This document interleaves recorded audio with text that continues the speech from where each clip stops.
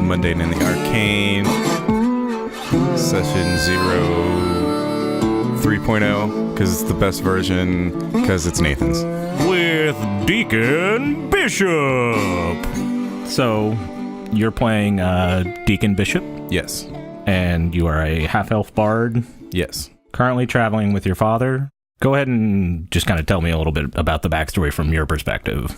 Well, when Deacon was a child, probably about 8.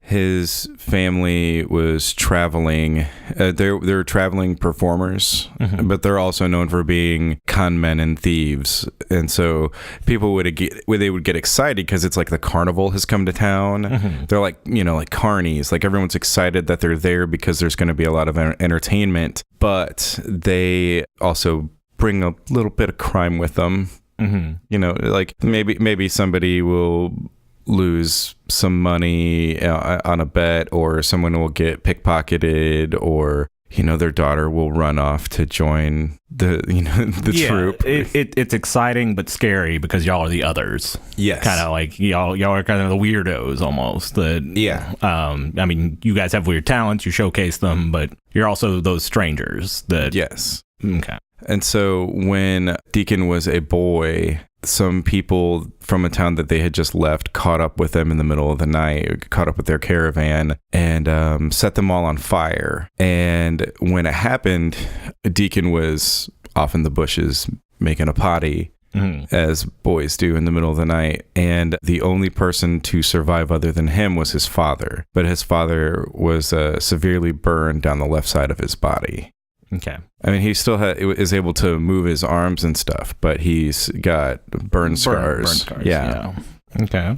Did your mom die in this attack? Yes. And ever since then, Deacon has been traveling with his father and his father's been raising him as an Eldema, which is what we're calling this roving troop, because it's a common thing. It's not like they were the only one. There are multiple troops that do this. And the Eldema have a secret language that they only speak to each other, and it's something that is difficult for people who are not Eldema to pick up. Okay. So you've been traveling with your dad, Winston, for several years. How old is Deacon now? Deacon is 23. 23. Which is the age at which most Eldema will go out and either join another troop or they will start their own. It's a time to strike out from their families, and it's sort of like Rumspringa for Amish people. Right. Okay. Yeah. It's a pretty fun time, but Deacon has been staying with his father longer than necessary. Okay. He's worried about him because it's just the two of them. Right. Okay, so currently you guys are in the country of Thenrar, which out of the continent that you're on, this is probably the most metropolitan. Okay. It's actually 3 major countries and a few like smaller city-states. They have the most, I guess, what you would call like a Western type of government. Okay. Closer to Congress or the UN, and it's like more fair representation, that sort of thing. There is something similar to a president, that sort of thing. To the north, there's Oxlin, which is more of like a kingdom. And then to the far east, you have the Kilsha. Okay. Which is kind of a more forested region. Not great for what you and your dad do. And neither is the kingdom. The Oxlin is a little more strict.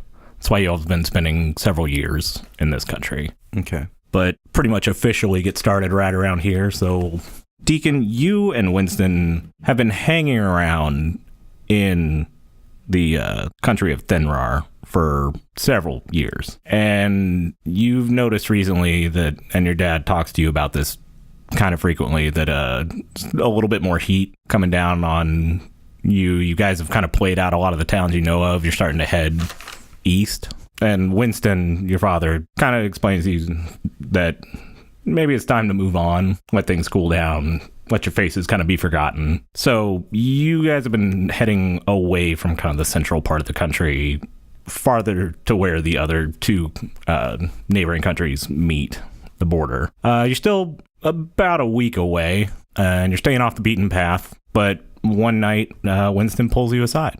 Well, Daddy, what's going on? Well, Deke, coming up to a small kind of farming village, Goldgrass. You know, I think it's getting to about that time. I want you to take point on this one. Are you sure, Daddy? I mean, I feel like there's still so much for me to learn from you. I'm sure there is. I mean, I know I'm ready, but okay. I think you can do it, boy.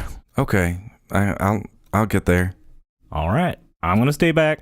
I'm going to stay a little quiet. I'm going to follow your lead. So you take us through it, all right? Okay, Daddy. All right. As this is still about 2 days out, but almost immediately after that conversation, Winston's demeanor changes a little bit, and it's almost like he's incompetent, but just kind of waiting for you. All right, Deke. So, setting up for camp for the night. What do we do? Well, first thing we need to do is get a fire started while we get our tents going. All right. Well, I can get that going. You want me to go get the wood, or you want me to set up the tents? You know what, Daddy? Why don't you go get the wood and I'll do the tents? All right. Winston goes off, and after a little while, he comes back with a suitable amount of firewood. So we burn this thing bright or low? Daddy, you know what? We're far enough away from anybody. We're far enough back from the road that let's just go ahead and burn it bright. Let's get warm tonight and cook us some of that rabbit that you caught earlier. All right. No, it sounds delicious. He'll set up and cook, and y'all have a nice meal. Y'all have like an evening ceremony y'all usually do? It would most likely be us sitting around the fire, singing songs. Okay. But it would be stuff that would... It's like the oral history of the Eldema. Like we would be singing one of those songs. Maybe it would be someone's favorite. Maybe it would be Deke's favorite or Winston's favorite or maybe their mom's favorite. Okay. You know. All right. So y'all sing into the night a little bit. Settle down. It's just the two of you. How do you set up watch? We rotate it. It's probably 4 hours each. 4 hours. Yeah. All right. Well, you going to sleep first or am I? Daddy, you go to sleep. I got this. Rightio, boy. All right. And then I'm going to let him sleep 6 hours. Okay. And not say anything about it, when I get him up. Okay. Around hour 5, you start to hear music. And it's haunting. But beautiful. Daddy. What's up, boy? Daddy, do you hear that music? Yeah. Daddy, do you know what this is? Really good. What the hell? Do you think it could be Faye? Maybe. We are kind of out in the boonies. This could be almost anything. All right, I want to check it out, but I don't want to leave you here by yourself. I want you to come with me, okay? All right. No, let me get my crossbow. All right, perfect. He'll go gather his weapons and kind of quickly put on his armor. Yeah, you're taking point. Sounds like the noise is coming from the northwest. Okay, so we will creep northwest, kind of sticking to the trees and rock outcroppings and things, trying to keep cover in case we don't want to just stumble into the middle of someone else's camp. Right. So we're gonna be real stealthy. Okay. Go ahead and give me a stealth check. Okay. That's 17 plus 5. That's a 22. Just taking into account every trick with this pressure of your dad telling you you're taking lead, you're being super careful.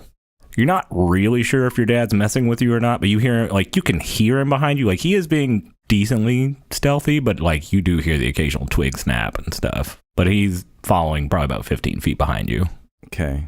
So the Eldema would have a hand sign language. Okay. It's not completely dissimilar from Thieves' Cant. Mm-hmm. But it would be like a different dialect. Right. we can understand thieves can't, but it's like the difference between like Spain, Spanish, El Salvador. Right. You know what I mean? And we're closer to El Salvador. Right. Like that style of Spanish. It's very accented, very different. And so, our thieves can't's like that. Mm-hmm. And so I'm going to use that to ask him, are you okay? He signs back and kind of in that broken sign language. Yes. Should I watch or what? I'm going to signal to him to come up to me. Okay. He makes his way up to you. Nothing like attacks you out of nowhere or anything. All right. I mean, we're right around where the music's coming from, right? Can I see anybody? You have low light vision, correct? Yes. Okay. Do you have any light source on you? I mean, I got a torch. You're carrying it with you, like, through the woods? But I mean, I have one. Okay, I'm just curious. As you're visually looking, you're looking into the night. Yeah, I mean, it wouldn't... Because I'm trying to be stealthy, it wouldn't make sense for me to carry a lit torch with me. The music sounds fairly close, probably 50 feet ahead. Okay. I'm going to whisper to him in our Eldema dialect, and it's gonna sound like this. Well, ding dang all there, man. Why don't you just hang out over here? I got it? No, I understand. I'll have to be right here. Yep. I'm right there, man. And then I'm going to creep up. I'm going to sneak closer. But, again, using cover, trying to stay, hidden myself and not draw attention to him, and I'm going to use my hand signals to make sure that he's alert and that he's watching not just my back, but his. Okay. I'm going to have both of us make perception checks. Okay. Looks like my proficiency in perception really saved me there because now I got a 10. As you come closer and closer to the music, there's no light source. There's no campfire or anything. Mm-hmm. As you're about 20 feet away, you notice it's coming from up in the tree. You can't quite make it out because there's not enough light, but Winston behind you is, as you look back, like he's definitely looking to your sides, your flanks, making sure you're not getting attacked. And it's coming from the tree, but from 20 feet away, it's still a little too dark. I'm going to cast Fairy Fire. Okay. Up in the tree. It says each object in a 20-foot cube within range is outlined in blue, green, or violet light, your choice. For me, it would be green. Green, okay. Any creature in the area when the spell is cast is also outlined in light if it fails a dexterity saving throw. And for the duration, objects and affected creatures shed dim light in a 10-foot radius. All right. I'm basically going to be casting it on the tree. Yeah. Kind of shooting it toward like the middle of the tree so that the entire thing is encapsulated in this. All right. And they have a dexterity saving throw? Yes. And what is your spell save DC? It's a 14. All right. They definitely do not save with a 9. Okay. So what shape do I see? It looks like an emaciated female form with wings coming around its shoulder blades. And you're not really sure if it has arms or wings or if it's some kind of weird demon or angel or weird creature. Or you're not really sure. But the second the fairy fire hits, the song changes and it turns like shrill and horrid. Come on down here. And come on down here. As you look, get. Also, it's hilarious that I was using like the hand motions and the secret language when I definitely have message. It's good practice. Yeah. But as it's kind of lit up with the fairy fire, as you get a better look at it, it does look more, I guess, bird-like. But it looks like a woman with bird wings. Like an Aarakocra? Not quite. Okay. A little more feral, I guess. Okay. Would this be something that I would have seen before or maybe heard stories or songs about? That would be a history check, huh? Give me a nature check. Nature check would have the lowest DC. Okay. That's a nat 20. Yeah, you've heard of these. It's a harpy. Oh, shit, man. And what you know of harpies is they have a tendency to they entrance people with music. Mm-hmm.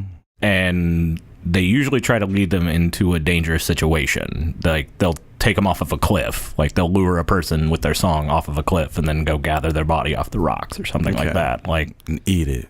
Yeah, they're clever and they know what they can do. As you're getting a better look at this one, you've heard of them appearing like savage and never like bloated or anything, but this one does look kind of emaciated. Because like I said, they're supposed to be clever and they only attack when they know they can win. Mm-hmm. You're not really sure if this is a situation that would have warranted this, but from just your knowledge of it and where it's kind of guiding you, doesn't seem overly threatening. Come on down here. Get on down here, Hoppy. Get on down here, you hopper. Get on down here, Hoppy. I see you. As it's lit up, yeah, Winston's just going to take a shot at it. I was gonna say, Daddy, you need to. If it gets in the way, you shoot it. But he's gonna see it and kind of see it's like screaming at you now, like its song's changed, looking like it's about to attack, and he's been kind of readying an action in case something attacked. So he's gonna take a shot. 17. Natural 17. All right. So I'm assuming that hits. Yes, it does. Wow, max damage. All right. So Winston, I mean, your dad's a badass. You know this. Yes. So technically we have advantage on it because it's under fairy fire, correct? Yes. Yeah. All right. Stay the same. Yeah. So the harpy gets hit through near the shoulder blade, and it kind of knocks it and almost like falls out of the tree. Like it was preparing to attack and like looked like it was about to launch anyway, but it almost gets knocked back. And then just the song that you've been hearing, this melodic and haunting tune that went kind of shrill, is almost angry now. And it's time to roll initiative. Cool. I got a 15. Okay. Deke rolled a 15.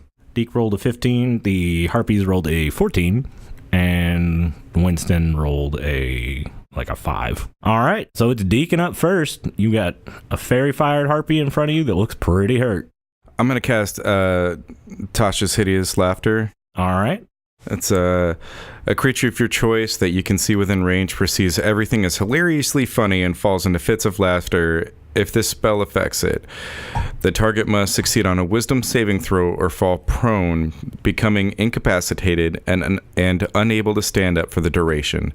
A creature with an intelligence score of 4 or less isn't affected. At the end of each of its turns, and each time it takes damage, the target can make another wisdom saving throw. The target has advantage on the saving throw if it's triggered by damage. On a success, the spell ends. Okay. What is this? It's a wisdom? Yes, so it's a 14. 14. That's a natural 3. Yes. So go ahead and tell me how you cast Tasha's Hideous Laughter as a bard. Well, in this instance, I would look at her and I would outstretch my hand and I would go, "Hey, what's brown and sticky?" "A stick." Tasha's Hideous I cast it by telling a dad joke. Oh, yes, please. Every time. Yes. You still have a bonus action and a move, but the harpy is falling to the ground. Okay, excellent. I'm going to hit it with my rapier. And no, I don't. No, not with your bonus action. You can't attack. Oh, I can't attack with a bonus action? What can I do with a bonus action? The most common thing you can do is Bardic Inspiration. There's also some of your spells, like Healing Word or something like that, can be cast as bonus actions. Okay. Bonus actions are usually kind of like a half-second thing you can do that's usually a little bit quicker. Okay, then I want to cast Bardic Inspiration on Daddy. All right. How do you inspire your father? I'm going to give him a rousing speech. Okay. From one of our favorite plays. Okay. And I'm going to say, "We will not go quietly into that good night, because that is not this day. Today is our Independence Day." I like it. I was expecting something like, "Desecrate the harpy, come on." No, as you inspire him. Okay, so he will take his D6, I believe, inspiration. He's going to rush forward and come up to Daddy. "You said we will not go quietly into this night, and we will not, son." And he comes up with his rapier and with almost... Wait, wouldn't I have gotten advantage since it's prone? You didn't attack it. Oh, right. Tasha's Hideous Laughter did. Right. Yeah. But yes, in a melee attack you would, and that's why he's going to roll with advantage as he comes up to stab it. This is not great. Still hits, though. With a 14, your dad hits for 6 points of damage. Thank you, boy. Now it's your turn. And since hopefully it gets cut from before, because I don't want to come up with another parody. It's like, desecrate that harpy. Come on, Deke! All right. I'm going to hit it with my rapier again. I guess it has a chance to save, doesn't it? It does, but it still has to beat the 14. Yes, but it has advantage. I'm at the top of the round, though. Right, but he took damage from Winston. Oh, right. And he has advantage because he got hit by damage? Is that what you said, or no? At the end of each of its turns, and each time it takes damage, the target can make another wisdom saving throw. Okay, natural 19. Oh, dunk. So, but it's still prone. It is still prone. Go ahead. I'm going to rapier it, and that's a 21. That definitely hits. All right. Can I see a D8, please? And that's a 7 plus 3, so 10. 10. Nice. This thing is looking severely messed up. However, as it's lying on its back, it stands up using half of its movement. And the harpy breaks back into something of a similar song to what you originally heard. And then up in the trees, a little farther off, you hear kind of a whoo, and then another song kicks in. Oh, no, that's got to be real dissonant. Or are they singing the same song? Similar. It's almost like they're harmonizing. Yeah, it's like, come on, sing me some mountain music. Yeah. Like grandma. Yeah. That's as much as we can afford. Yeah. Just those, 3 seconds. So I'm going to need 2 wisdom saving throws from you. That's cocked. Well, that one's bad. And that one's also bad. And we're going to have to wait until River's fucking food thing stops spitting out food. Yeah. How's your day been? All right, so I rolled I got a 6 and a 9. So I fail both, I'm assuming. You do. Luckily, Winston barely saved on one and saved on the other. So while charmed by the harpy, a target is incapacitated and ignores the songs of other harpies. So I guess the second roll didn't really matter. Yes. So I'm charmed. The charmed target is more than 5 feet away from the harpy, which yours is the one you're right next to. Mm-hmm.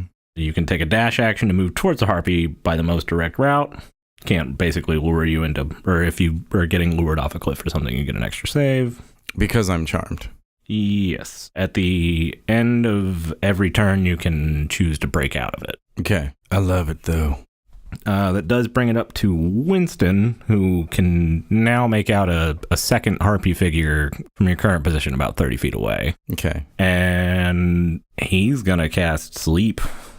Well, this is a weird turn of events, but okay. So Winston casts Sleep on both harpies. Well, it wouldn't affect me as an elf. Right. I believe you have resistance. Yeah. Which is fine. Because the harpy right next to you, as it starts letting out this song again, it just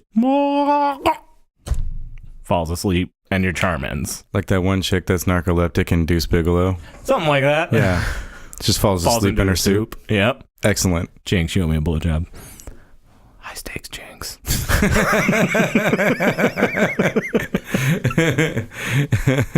I don't think that's the kind of Jinx we play around here. So, yeah, that turned out it's a weird combination as you became immune to the other harpy, and then... I was totally going to cast Sleep next round, so... However, it comes back around to your turn, and there's a sleeping harpy right next to you, and one approaching. I'm no longer charmed? No, once its song ends, the charm is ended. Okay.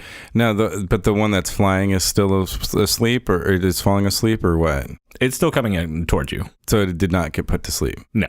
Okay, well, I'm going to go ahead and just stab the harpy that's asleep with my rapier, like straight up in the head. Okay. With my rapier. Because it just makes sense to do so, since it is there and asleep and the other one is too far away. I believe you do have advantage, and I believe because it's incapacitated, it's also an auto crit if you hit. Okay. Well, that's a 15, and I believe that's plus 5, so that's a modified 20. So that's an auto crit? I believe so. If I'm wrong, man. Whatever, it's your rules. Yep. So you want me to roll twice or just double it? Up to you. All right, well, that's a 4. I'm going to roll it again. 8. 12 plus dex? Then that would be plus 3. So 15? Yep. Yeah, there's almost a silent, there's still almost vibrations in its throat as you, get charmed and then snap back out of it. And then your rapier just pierces through its throat and the song finally comes to a complete stop. Nice. However, it is the other harpy's turn. When I stab her, I'm going to go, I guess it's time for the fat lady to sing, because she's emaciated. Yeah, no, I got it. The other harpy is going to look at what just happened and see that there's nobody else being charmed by their song, and filthy gland walkers. Well, that's not a nice thing to say. And it's gonna start flying off. It's gonna take its move and its action to dash. Okay. So it moves 80 feet away. Okay. On top of the 30 feet that it already was. Wow, Daddy, that was crazy. Are we out of combat? Yeah, as long as y'all don't pursue chase. Nah. Yeah. Never actually seen one of those bitches up front. Yeah, we got front, back, side to side, all of it. Get jiggy with it, boy. Let's go ahead and go back to camp. I mean, all right. I mean, do you want something from this? I don't know. Doesn't look like it had anything on it. It's pretty naked. Yeah, I don't know if it like stores gold in its coot or something, but I'm not checking. I'm not checking either. Let's get out of here. Fair enough. Should we burn it? Why? I don't know, boy. Like, weird shit fucking happens. We don't have to. I'm just asking you, leader. I mean, we're in the middle of a forest. If we set it on fire, then it's going to set the forest on fire. Fair. We don't know how much this thing's going to burn. We don't know how flammable it is. It could be like 80% magnesium. You're right. We don't know. It's probably best if we just spend some time cutting its head and its hands off. From walking away to, no, fire would cost too much damage, to let's cut its hands and head off. Yeah. No, this is what's happening now. That's fine. Do you want to try and cut its head and hands off? Yeah, do I got to roll for this? Yeah, give me a survival check. All right. I mean, it's not going to be great. You do have bardic inspiration. Oh, did Daddy give me bardic inspiration? Yeah, that's when he did the... he gave me a return speech. Yeah. I mean, that's an 11... That's 15. 15? 15 for removing head and hands. It's not bad.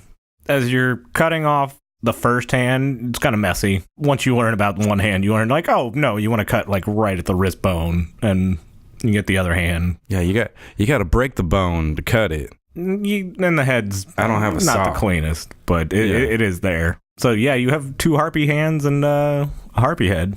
All right, cool. I'm going to throw the harpy head like deep into the bushes. Okay. I don't want it. Okay. But I'm keeping the hands. Sure. For intimate purposes. Weird. It's an intense... Is that the stranger? Yeah, it's the most intense stranger. It's the most dangerous game. I'm just picturing you like jerking it to like the Little Mermaid now. Just I would never jerk it while watching the Little Mermaid. No, the song. Oh, like just because they sing. That's the noise I make when I come. So it's angelic. Yeah. Ask anyone. Ask Jared. We live in the same house. All right. You make your way back to camp. I mean, it's technically your father's shift at this point. Yeah. Hey, Daddy. I'm real beat now, so I'm gonna hit the sack, and it's time for you to take your shift. Okay. All right. Wake me up in 4. All right. Sounds good. The rest of your evening goes by without concern. Okay. You wake up. Is that a long rest? Yes. Yes. Get your spells back, or you both do. The next day, as you're traveling, nothing really dangerous happens. Like the forest you're in kind of clears out a little bit. You're going through more fields. As you get closer to Goldgrass, probably about a mile out, but you can see the town now as you crest the hill. Winston was right. I mean, it doesn't look like a big town. It's probably 100, 150 people. But I mean, it's far enough away that probably wouldn't attract attention to anybody who'd be mad at you guys or anything. Okay. Y'all just make your way towards the town? Yeah, we're gonna look for the inn, like a tavern. Yeah. As you approach, it doesn't really have like a formal wall. It's primarily farms, and then as you get closer to the center of town, there's a clump of about 15 buildings. Got like a small general store that's also shares a wall with the blacksmith. You can see what you assume is a tavern, but as you're approaching, there's kind of a portly human walks up. Well, I'll be. Don't get a lot of travelers around these parts. Well, howdy there, sir. My father and I are traveling musicians. Mm-hmm. And excuse me, you may have heard of us. We are, and as I say this, I'm going to throw my cloak back away from my shoulder and to reveal my lute. Mm-hmm. And I'm going to say, we are the Grand Bishops. I never heard of no Grand Bishops, but okay. If you need lodging, there's over at the Wooden Cup. We're looking for employment. Well, Moira, the caretaker there, she's very fond of musicians. She might be willing to put you up for free and maybe give you some pay. I can't make any promises. I'm not her. Peter Belge, by the way. And he reaches out his hand. Deacon Bishop. All right. Well, I'm pretty much the mayor and sheriff, and anybody else that needs doing, they come to me. So if you need anything done, just let me know. Well, sir, from looking around at your fine town, I can tell that you are doing a very fine job. Well, I appreciate that. We will head on down to the inn. All right, down. I'm sure Moira will be glad to meet you. Thank you, sir. All right. All right, Daddy, let's get on down to the inn and see if we can drum up. I like that voice you had going there, boy. Yeah, I try to talk pretty for the high folk. It makes them feel important. I can see that. Nice flair. As you're walking towards the Wooden Cup, go ahead and give me a perception check. Oh, no. I don't see anything. I go blind for the rest of my life. That's a nat 1.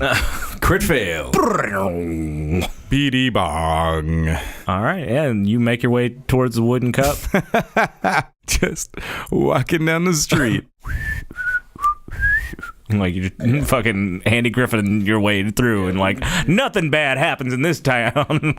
Oh, this town looks nice and sweet. I don't think there's anything in here that could affect us, Daddy. You make your way into the Wooden Cup. It's early afternoon, like 3 o'clock. It is empty, other than you see kind of a stout halfling woman behind the bar. It looks like she's mainly just taking inventory. She occasionally comes back to a book and kind of reads a little bit and then goes back to what she's doing. And then as the door jangles open, well, howdy, boys!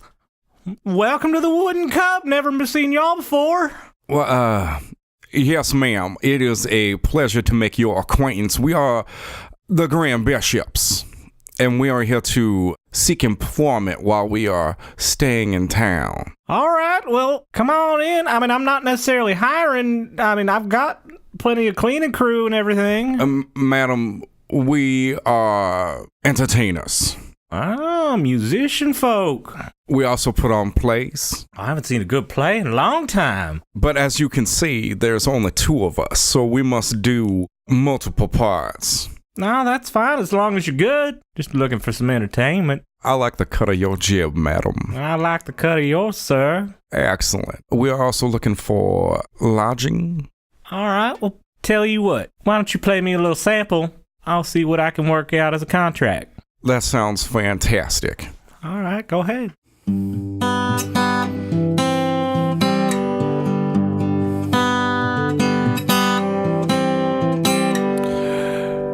Well, madam, you will let me be an entertainer in your tavern tonight.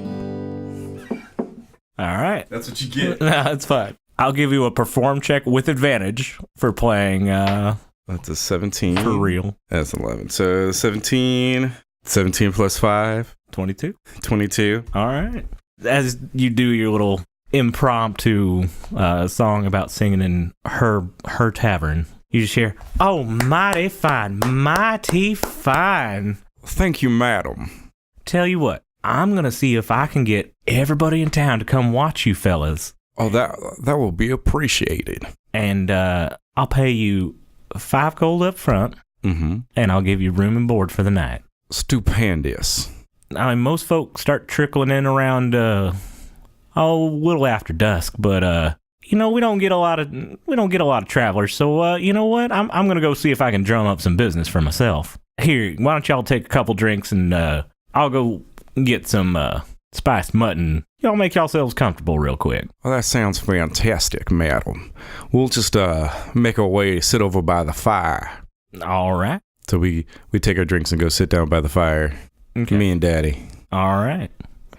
So Moira has gone out to drum up some attention while you and Winston sit by the fire. She gives you keys to your room before she heads out. Okay. I mean, we're just going to kind of stay by the fire for a little bit. And what time? You said it's like 3 right now. Yeah, I mean, you're pushing like 3:30 to coming up to 4. Okay, and when do people typically start coming in? It's a farming town, and like they've said, they don't get a lot of travelers through here, so you'd imagine probably coming up towards the end of the workday. Okay. The fact that she just left the bar, like the tavern, open, doesn't seem like there's anybody, at least that you can see, out here like keeping watch on the place. So they seem pretty trusting. But yeah, I mean, that's what you can gather from what you've seen so far. Okay. While she's gone, we're not gonna get up and like snoop or anything, but we're gonna kind of case the place. Okay. Like kind of look around the room, see what's going on. You can give me an investigation check if you'd like. That is a 9. So not great. Like we kind of want to see check out like what kind of locks there are on the doors and things like that. As you go up to your rooms and you you see the key, and it's a pretty simple key. It's got like that kind of 2-prong thing you see in like video games. Mm-hmm. Like it is designed to basically just flip one lock. As you kind of keep poking your head around, you look behind the bar, you do see a lockbox on a shelf underneath the bar. Definitely looks more elaborate, and I mean it's made out of solid metal. Definitely be harder to pick if you were going to try and do anything like that. Okay. Behind the bar, there's only 2 kegs, and you see a couple of dusty bottles of wine. Don't imagine this place gets really hopping at any point. Okay. Just by the equipment by the look of it, yeah. like by the amount of tankards and cups and stuff they have around. You see a back door into a kitchen. Nice. And right around the time y'all kind of finished looking around, you see a squat little man come out with an apron. 2 orders of mutton. Oh, yes, that will be for us. All right, here you go. So, what's your name? My name? Cotton. Cotton, it's a pleasure to make your acquaintance. It seems that we will all be working in this fine establishment together.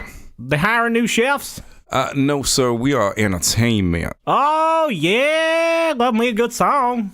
Well, we do songs, we do dramatic presentations, or common folk will call them plays. I don't play no more. That is a good assertion. Okay, well, I look forward to your show. I'll look forward to performing for you later. All right, tell you what, if you're making an extra good one, I'll go get some of my good spices. That sounds amazing. All right, I'll be right back. And he runs into the back and comes out with a shaker, essentially. It's Tony Satcheries. He's shaking some Tony Satcheries. This episode's sponsored by Morton's Table Salt. Yeah. He comes by. Now, it's pretty strong stuff, so don't use too much, but it's good. I'll tell you what. You shake it on and I'll tell you when. I've never been a waiter before. All right. And he starts, and as he opens the topper to it and starts pouring it on, it's coming on pretty thick. That looks good, my boy. All right. It looks good. Turns to Winston and does the same. Winston, all right. Thank you very much. All right. Well, if y'all need any more, just let me know. That would be fantastic. I appreciate you and all that you do in this establishment. Tell everybody you know, Cotton's potatoes are the best. And he runs off into the back. Cotton's potatoes. Daddy, you hear that? Cotton's potatoes are the best. I do. Let's find out. It sounds like he's making a reference to his genitals. God, I hope not. Daddy, this is quite a town we got ourselves in. Oh, it's something. I'll say that. I mean, they don't have much, but it's enough to keep us going. At least for a little while. I don't know. These towns this size, maybe a week. I mean, before the show gets boring. Mm-hmm. And people start noticing things are gone. Yeah, and they, a lot of times these people don't have too much to spare, so they throw a lot on the first night, and then after that, it's picking up crumbs. Yeah. But, gotta make do, right? That's totally right, Danny. All right, let's dig into cotton, what? Okay, these aren't Cotton's potatoes. These are Cotton's mutton. Oh. And he put a lot of spice on mine. So now that he's gone, I'm actually gonna like blow some of the spices off, like kind of shake it off on the plate as I pick it up and eat it. Okay. It's pretty tasty. It's definitely like heavy on the salt and the spice, but like pretty edible. You'd imagine people come here and actually pay for the food and enjoy it. Yeah, I mean, the seasoning's good. It's just, it's a bit much with how much he poured on there. Yeah. I'm okay. I can take it. Well, yeah. I got this fine mead to wash it down. Yeah. Or ale, whatever you gave us. Okay. Ale or mead, whatever. Like, those are pretty much the only two things she's got. Yeah. Do anything else after eating your food, or? I think we kind of make our, put our stuff in our room, kind of relax a little bit, and wait on Moira. Okay. After about 45 minutes or so, a young woman walks in. She looks like a barmaid. So good, bad, middle? Middle to middle good. Okay. Middle to middle good. I don't know. I mean, she's not unattractive by any means. I've seen a lot of barmaids, if you know what I mean. Yeah, I mean, definitely not unattractive. Okay. Yeah, like she's young, probably about somewhere between late teens to early 20s. Okay. Comes in and just starts tidying up, like picks up your two plates, takes it back into the kitchen, kind of starts wiping things down. It's probably if y'all come back downstairs, if you're waiting on Moira, you'll encounter her there. Yeah, that's where I was meaning that we were waiting for her. Yeah. Okay. Oh, you boys, the entertainment? Yes, ma'am. We are the entertainment. We are the Grand Bishops. The Grand Bishops. I thought it was the Bishop Kings. All right. No, Grand Bishops. No, we are the Grand Bishops. If we were Bishop Kings, that would be a chess game. Oh, I was going to say that was going to mess with church and state, but you know. That's very good. Well, I look forward to seeing y'all perform. Look forward to performing for you. Oh, my. Well, thank you. And your name was? Deacon. Oh. But honey, you can call me Deke. Well, Mr. Bishop. Oh. I look forward to seeing you later. Madam, I didn't catch your name. Well, my name is Helen Lassane. I'm sorry, could you say that for me one more time? Helen Lassane. Helen Lassane. It is a pleasure to meet you. Your name is like music on my lips. Oh, my. And she kind of blushes and then goes back and starts taking care of little prep work in the kitchen. Mm-hmm. After about another 30 minutes, Moira comes in. A little sweaty, like kind of got a little bit of dirt and stuff on her face now. And, oh, good. You boys are still here. Well, very well. All right. Well, I think I drummed up a good audience for you. Excellent. And I said y'all be performing about one tick after dusk. So y'all have about a tick and a half, 2 ticks till then. Stupendous. Thank you. And I have no idea how long a tick is. It's about an hour. Okay. Like 2 ticks at the clock, essentially. Okay. Yeah. Okay. Yeah, you guys have about an hour and a half or so. All right. Daddy, I think that we should do music tonight and do a play tomorrow. All right. What kind of music do you think these folks are into? Well, anything folky. Seem like a simple folk. So I'm thinking that if we just do something simple, something that and maybe play off the room. Mm-hmm. Maybe sing something about like the sheriff mayor. Okay. Or about Moira. What if we did a song? What if we did something called it Moira's Place, and I'll just improvise? All right, we can do that. Or we could do something about, I don't know, the lore of the land. Some regular folklore song, something normal that we do. All right, there's I mean, it might sound a little churchy, but there is the Alorm, the goddess of nature. I'm sure these folk probably revere her in some way or shape or form. Okay. Something about her bringing bountiful rains and good times to these types of folk. That sounds good. We could do one of them. All right. We'll kick off with one of them and get a little sillier as the night goes on. All right. You know what I'm saying, Daddy? Once they got the drinks in them, yeah, when the money, that's when the coin flows. That's right. And we got to keep them entertained. We got to keep them in their seats. We got to keep them dancing, keep them in the bar. Okay. So as the next hour and a half passes, the bar does start to fill up. I mean, it's not a big tavern by any means. It usually probably fits about 30 people comfortably. As it gets closer to your showtime, it seems like there's about 60 people in here. Like, it's standing room only. Like, the staff is kind of definitely in the weeds. Mm-hmm. And it seems like a few more people are starting to straggle in. So around the time you come to your performance, it's probably about 80 people here. Okay. They have designated a small area. They don't have a stage per se. They have cleared out an area for you to perform, though. Okay. Off in the corner. How would you like to make your entrance? Well, I imagine that we'll just kind of be off the stage area, kind of tuning up. And then I'll call out, "Ladies and gentlemen, may I have your attention, please?" Hush falls over the crowd. Yes. As there's... And then there's almost a rapt attention towards you. Would you welcome to the stage the Grand Bishops? And like a bunch of clapping and applauding and a bunch of stomping of the feet and tankards hitting the table. Some of these people are definitely already drunk. Excellent. We would like to thank you for having us here in this establishment in your fine town. Would like to particularly thank Moira for opening her doors to us, and another round of applause comes up for Moira. And thank you, Sheriff Mayor, for having us here. It's kind of a less hearty cheer, but there's some applause and the general and like it's one of those, you can do better than that, and like nobody wants to. Yeah. It's kind of one of those. Yeah, definitely. I think we will kick off with a song.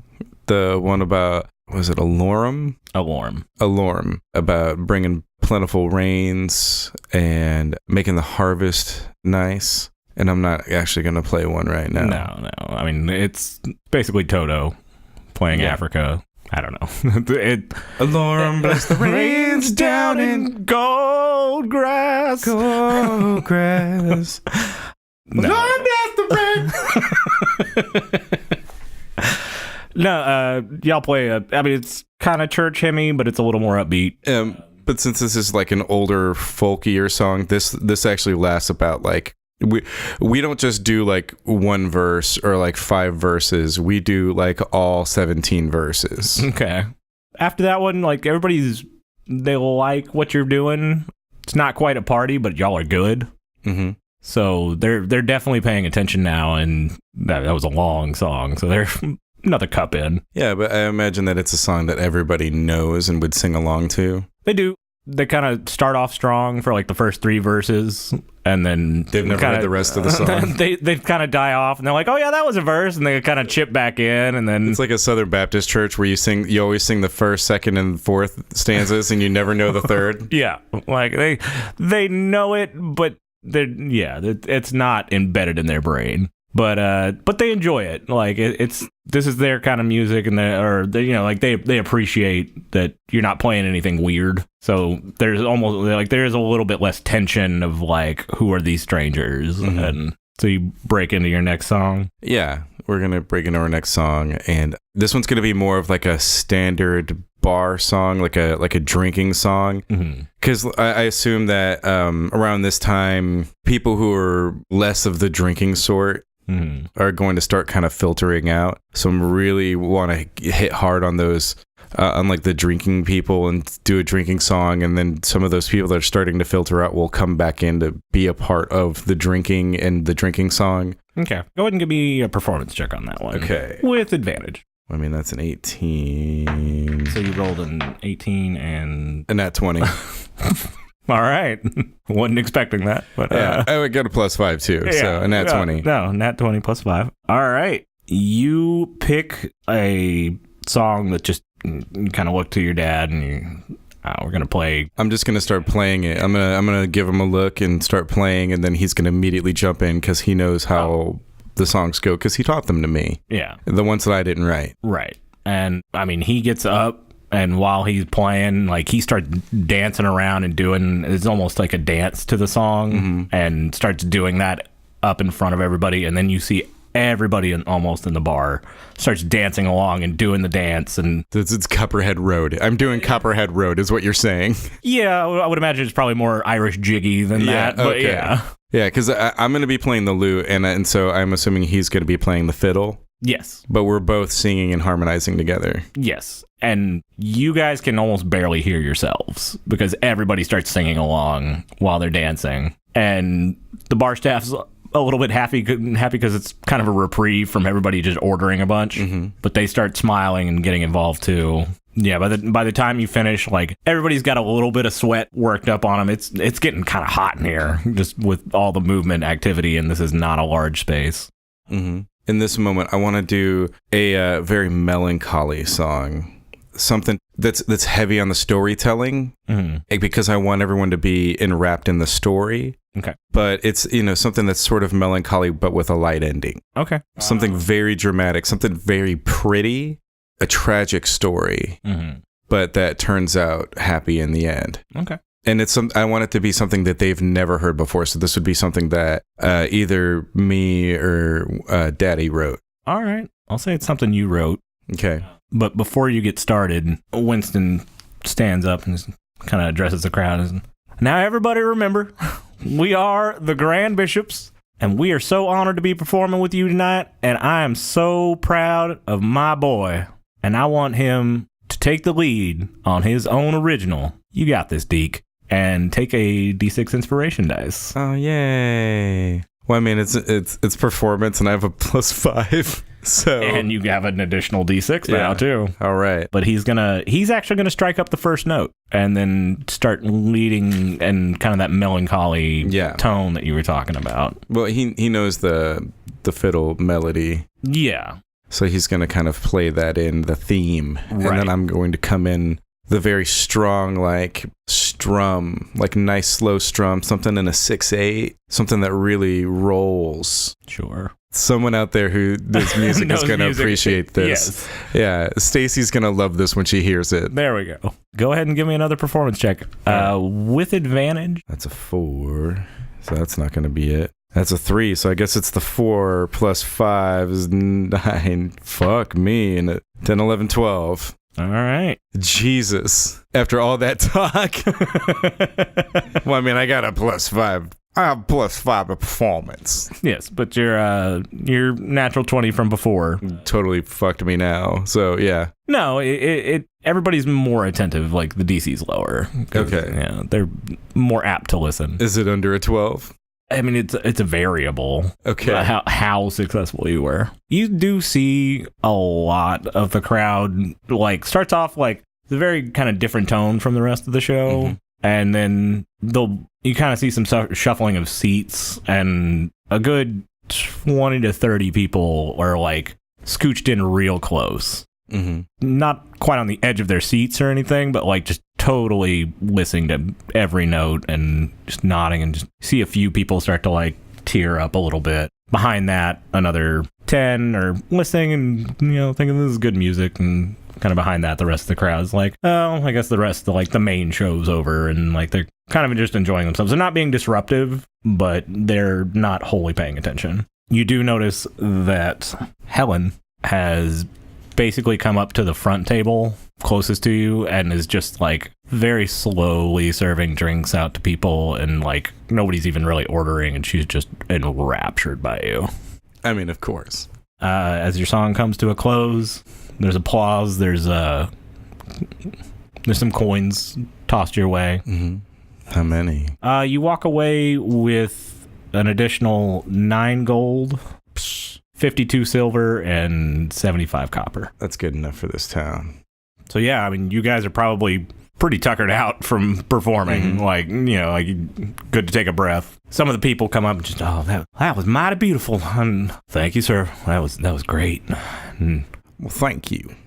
Thank you very much. Yeah. That was an Elvis joke. I did an Elvis joke. Helen comes up. Well, that was just gorgeous. Well, I would say that gorgeous and beauty would be mine to behold in this moment. You are a sweet talker, Deke. Wink. Wink. I in no way wanted Deke to be this creepy sex person, and like you just set me up for it. Oh yeah. So the crowd dissipates a little bit. You know, like a lot of people kind of start leaving because the show's over and they just spent a lot of money for them. Mm-hmm. So it dwindles down to probably about 25 people, which is pretty full capacity for this place. So you can see both Moira and Helen are enjoying the break. What are y'all doing after your show? I'm going to go over to the bar and invite Moira and Helen to have some drinks with us. Now that the show is over, the bar's starting to wind down.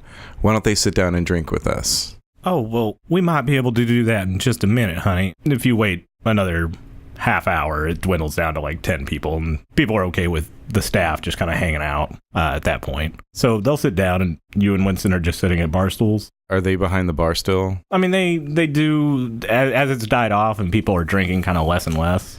Well, we'll pull them over to a table by the fire. Okay. We'll all sit down together, and like I guess Cotton can run drinks for a little while. Sure. I mean, he's really just a cook, but yeah, y'all are such a commodity that they'll kind of let him do that. Yeah. Since y'all are sitting around, there's like a love seat and a couple of just kind of relaxing chairs around the fire. I mean, Winston's gonna sit in one of the chairs. Yeah, I'm definitely gonna sit on the love seat. Okay. I'm hoping Moira sits next to me. Moira? No. It is unimportant. Honestly, it's unimportant who sits by me. Well, it is definitely Helen. Oh yeah. Yeah. No, she sits down. Oh, Deke, that was mighty fine. I feel we are very blessed to have had the Grand Bishops come and perform here at the Wooden Cup. Don't forget to buy our t-shirts. Motherfucker. We'll carry this merch around with us. Moira kind of turns to Winston. So how long you boys in town for? We've been planning on being here for about maybe a week. Well, and then it's time to move on. Well, that sounds good. But y'all have room and board as long as y'all agree to play. Yes, ma'am. And that's appreciated. You know, well, if you need anything, always just come down. I stay down in the room. If you go down under the bar and there's a door there, you go down a hallway to the left. I'll be here. If you really need me, you can also just stomp. I'll be pissed, but you can do it. Okay. We'll promise to walk lightly. All right. Other than that, boys, that was fantastic. Well, thank you. So, Deke. Yes, Helen. What you doing later? I think me and Daddy are just gonna retire. From music? No, for the evening, miss. Oh, of course. Sorry. It is not a problem. We're just gonna retire for the evening. Oh, okay. Give me a perception check. It's bad. Yup. Like that's a 3 plus 5? Or I don't even know if you have a 5 to perception. I don't know. I'm gonna find out. I have a 4, so I have a 7. I am not perceptive, apparently. Yeah, that are the drinks taking hold. You hear the door slam to the front of the Wooden Cup, and it appears somebody has just left. Helen, what is that about? Oh, goodness. That was probably just Ian. And who would Ian be? Oh, he's a little Fletcher boy.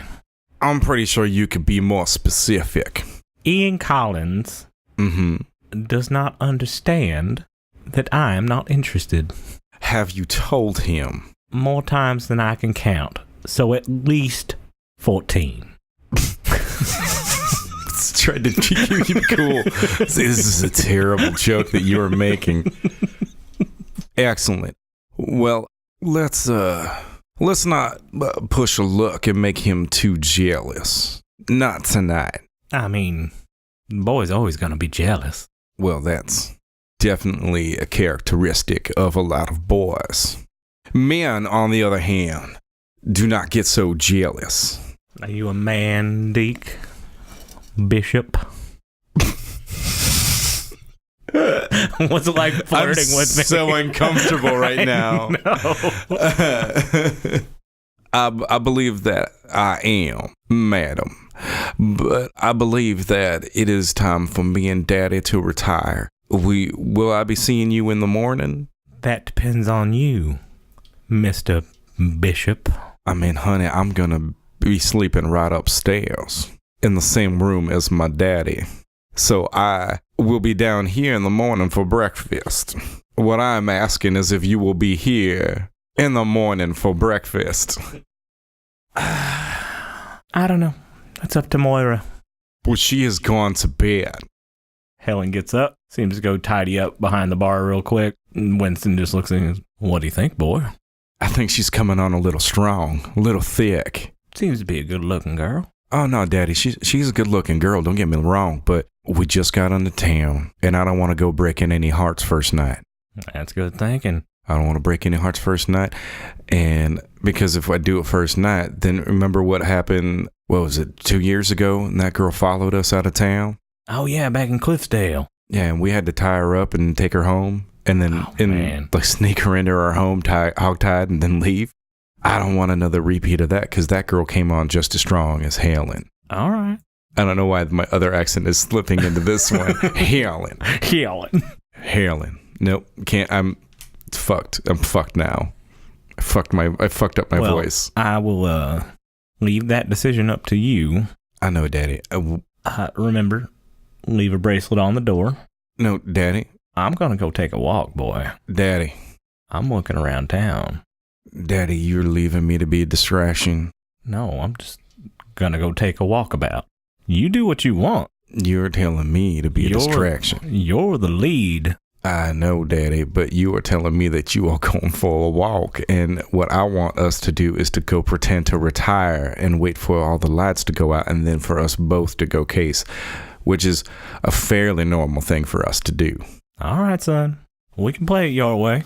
I think this also saves me from having this girl sneak into the room if you come with me, because I'm not having another Cliffsdale, Daddy. All right. No more Cliffsdale. You don't want another Cliffsdale. I mean, it's a fun story. It is a fun story, and it's fun to tell with our friends. But, Daddy, we don't have any friends in this town. All right. Fair enough. No, let's go to bed, son. All right. Wink. Go to bed. Bye, Deke. Good night, Miss Helen. See you tomorrow. Be sure to cook up some bacon for me and my father. All right, so you guys go to your room? Uncomfortable city. You guys go to your room. Y'all wait, I don't know, another hour and a half, 2 hours. Seems like most of the lights have gone out. How are y'all? I mean, you're about to case the town? Yes. Well, we are going to slip out the window on a rope so that we don't make footsteps on the floor. Mm-hmm. That way we don't wake up Moira downstairs. Okay. Give me a stealth check with advantage. Nat 20. Don't even need the advantage. Holy shit. This is the most nat 20s I've ever rolled in any session ever. This is probably more than I've ever rolled. Total. With that, you can even help your dad get down and it's Ghost in the Night. With a Ghost in the Darkness. Yeah. Starring Val Kilmer. This episode sponsored by decades old movie. Excellent movie. Go watch it. So yeah, as you slip out, like I said before, it's primarily farmhouses. There are a few buildings. Like I said, the kind of general store / blacksmith. There is a kind of weird crude jail cell attached to Peter's house, the mayor / sheriff / self-proclaimed important person of this town. Mm-hmm. There is a Fletcher, which is also where you assume a lot of their tar or oil resides. Other than that, nothing super distinct. There's Peter's probably the wealthiest person in town. He's definitely seems to be the most important person. He's the closest thing to an elected official. Okay. He doesn't really dress fancy or anything. He more just kind of wants to make himself feel important. Okay. His house isn't bad. It is the only real house on this square. Okay. So it's nicer than the farmhouses. Whether he has more money than the general store or Moira is kind of up to a guess.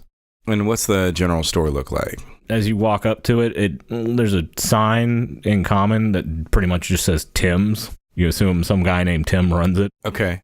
Looks like the blacksmith part looks like it was added on probably about 20 years ago, with the building being about 30 to 40 years old itself, and doesn't look overly huge. You peek in through one of the windows. Like, what kind of provisions do I see just inside? Incredibly basic one. I mean, primarily stuff that you would need on a farm. You're going to need rope, a little bit of tar if you need to patch something, or, I mean, you're not going to find like climbing gear in there or anything. No, I know, but like there's nothing of worth inside. Yeah, it doesn't look like he has any special display cases or jewelry. And there's no like back room or anything. It's hard to tell from the outside. Is it locked? Yes. I'm going to pick it. Okay. I'm going to pick the lock. That's a 8 plus 5. That's a 13. A 13. You manage to get the door open. Are you going through the back door or the front door? Back door. Back door. Okay. Yeah, you managed to get the door open. It's a little noisier than you kind of planned on it being, but you do manage to like prop it and get the door creaked open a little bit. Mm-hmm. I'm going to wait and see if I hear any noise. Let's see if anybody stirs. Nothing. Nothing. I mean, would it be reasonable to assume that Tim just lives in the general store? Yes, it does look like there's a second floor, like living quarters. Okay. I'm going to turn to Winston. I'm going to say, Daddy, I want you to stay. I'm going to use message, actually. Okay. I'm going to use message, and I'm going to say to him, Daddy, I want you to stay outside. Keep an eye on them stairs. If you hear anything, whistle. Will do. Okay, thank you. And then I'm going to creep in, and I want to see if there's anything valuable. So I guess that's investigation, huh? I mean, are you going through it very carefully, or are you just like kind of dashing through looking to see if you see anything valuable? Kind of quick, but I'm trying to like not move things if I don't want to move things out of place if I don't have to. Okay, yeah, go ahead with investigation. That's a 19. You do manage to find the store. Did you go upstairs or down? Or are you staying down? You're still staying downstairs. Okay. Go up underneath the counter, and you're kind of looking around the drawer, which is locked, but you discover there's a kind of a safe latch at the very back, and kind of click it, and the drawer unlocks from the back that way. Pull it open, you see looks to be about 20 gold pieces, like between copper, gold, and silver. Okay. I'm going to take half of each. Okay. So like I would end up with like 10 gold. Okay. But I'm going to leave the rest. And you do find kind of tucked down underneath that drawer as well, you see a hand crossbow with one bolt already put in. Okay. So it's just like a hand crossbow, just kind of like how like a convenience store would have like a shotgun under the counter or something. Yeah. Give me a perception check. Bad at these. It's a 6. Yeah, looks like a hand crossbow. It's just a regular hand crossbow. Yeah. I'ma take it. Okay. I mean, hand crossbows are kind of neat. Yeah, just in general. I don't have anything ranged, so. Okay. So now I have a hand crossbow. Okay. And you said it's loaded. Are there any extra bolts for it around, or? There are some on the shelves. Okay. How many are on the shelves? 40. 40? Okay. I'm just going to take them. Okay. Take all 40. I'm going to take 30, and I'm going to stack the 10 so that it looks like the other ones are still behind it. Okay. All right. You have 30 hand crossbow bolts. Yeah. Gotta do my equipment. And just so we don't forget about it later, it is loaded with 1 + 1 bolt. Okay. And I'm going to equip it. Okay. Okay. Go ahead and give me another perception check. That's a 10.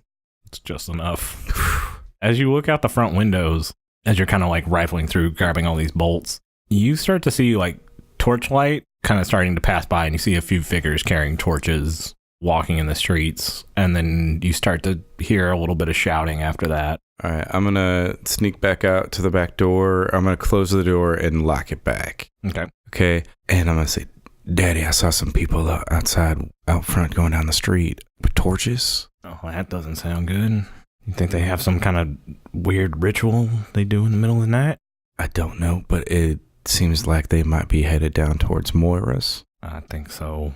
So, let's stay in these shadows and let's go see what they're doing. Okay. Go ahead and give me a stealth check. It's 10. An 11. So Fuck me.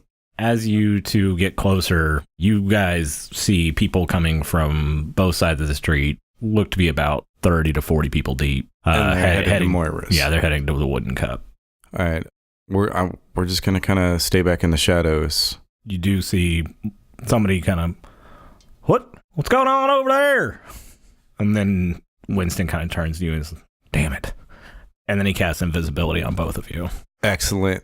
Well, I'm going to use message to tell him to pop back around the corner of the building. I saw some crates back there that we can hide behind, even though we're invisible. Yeah. But that way somebody doesn't come around and like look and... Mm-hmm.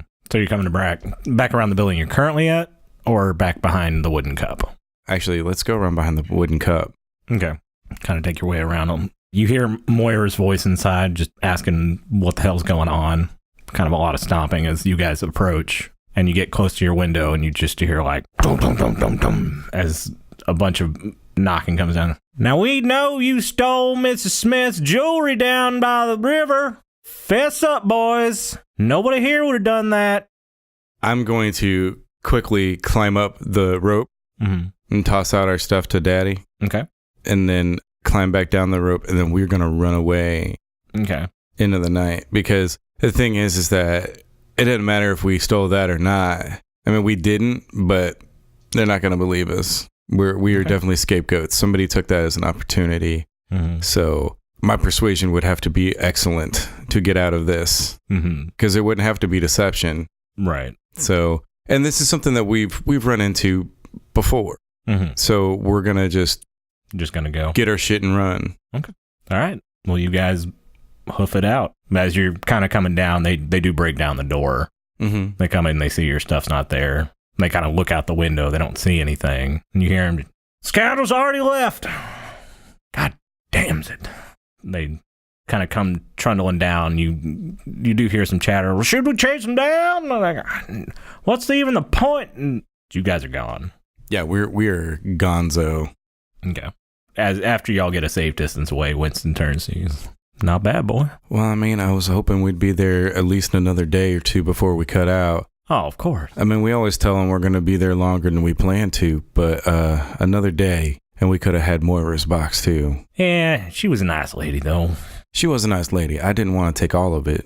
Yeah, just like you taught me, Daddy, only take what you need. Take half. I think we got enough. I mean, we're no worse for wear from when we came in. That's true. And I got this real dope hand crossbow, Daddy. Oh, man, you like one of them assassins. Thank you. I didn't know that you knew that that's what they called me back in Duxburg. Yeah, well, there's this place I've been thinking about hitting. It's a little bit bigger. Okay. Called Tristalin. Okay, let's go. Yeah. I like what you did back there. I'm going to say you keep taking point. Okay. It's only a few days away. They have like a guard tower a little over half a day away. Okay. Probably swing wide of that. Yeah. Well, we might get lucky and be able to, I don't know, steal a horse and cart from a farmer on the way. I mean, yeah, I guess if you want to give it a shot. Only if he's got 2 horses, though. All right, fair enough. Only half. Only half, because we're half elves. I was hoping you wouldn't pick up on me doing things. Only half. Go ahead and give me a perception check on your way out of town to see if you want to find him. Boom. Okay, that's a 19. All right, yeah, sure. You find and steal 1 of 2 horses. And we get a cart? There is only 1 cart. Oh, I guess we take the cart. Okay. I mean, tie goes to the runner, right? Meets beats. Meets beats. Tie goes to the El Dima. Sure, you have a horse-drawn cart with a horse. Excellent. Y'all make your way out of town. It's about 4 days away for expediency's sake. Nothing. You don't really come across any towns. Well, we're gonna like hide our instruments, and if people ask us what we're doing, I assume there's like hay or something in the back of this cart. Like or we could have no, it's Goldgrass. That's the town. Yeah, they're they're like hay exporters. Yeah, we would just have some hay and have our stuff like hidden in it, and like when we sleep at night, Mm-hmm. Like one of us will sleep in there, the other one will keep watch on the front of the car, because it's an elevated position and stuff like that. And then like, whenever we run across people, we tell them we're from Goldgrass. Okay. Y'all swing wide of the guard town, guard tower. As you approach Tristalin, it's like your fourth night away from Goldgrass. Tristalin, as you approach, it's completely lit up. I mean, you can see the lights from a long way away. And you can see the river, as you guys kind of came closer to it, you see that the river is pretty much the only way to get to town. It's a town that's kind of elevated above the river, and you can look a little bit farther off to your northeast. You see there's another that leads to it, and it looks like this town is just sitting on top of where these rivers meet. Okay. Constructed entirely of wood. With how bright it is, almost seems unsafe with how many fires are there, but like how they run their stuff. There's a large ramp as you get closer to it that leads up to the main section. You can see boats that kind of come underneath it. It's pretty obvious they almost have like an elevator system that takes goods off these boats and takes it up to the main town, while the boats can just sail underneath it. It's where all their docks are. Would you say that it's sitting on the dock of the bay? I would. But as you approach the city of Tristalin, that is where we will leave off. Awesome. Hey, thanks for listening to Mundane and Arcane. You can check out our Facebook at facebook.com/TMaTAcast. Hey. That's what it is. And you can also check us out on Twitter at TMaTAcast. See you tomorrow.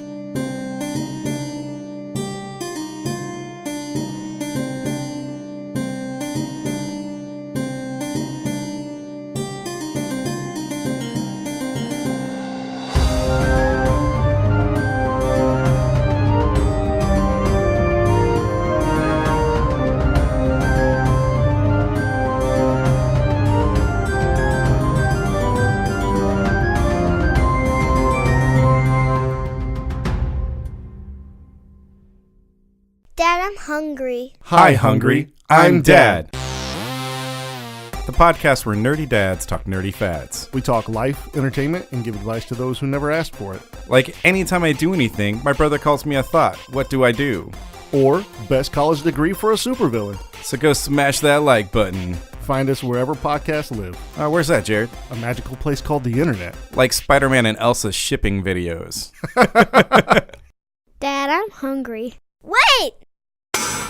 Forge Audio. Dream it. Build it. Share it.